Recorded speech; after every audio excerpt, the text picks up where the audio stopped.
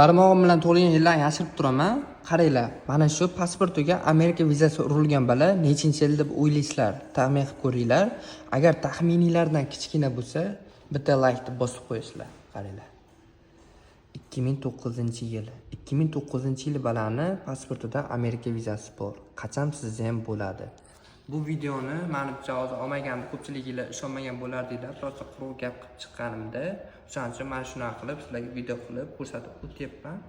Bilaman sizlardan shuna tanishinglar bor. Necha yillardan beri Amerika orzusida yurib, green card topshirib, necha martadan отказ olib chiqishadi.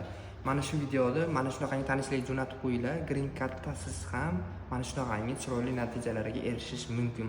Tem bo'li va green card bir yilda bir marta keladigan narsa. Bu narsani, ya'ni bu narsa deyman.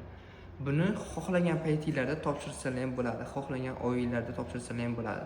Biz sizlarni anketalarni to'ldirib, chiroyli qilib ochlikka qo'yib beramiz. Sog' bo'lasizlar.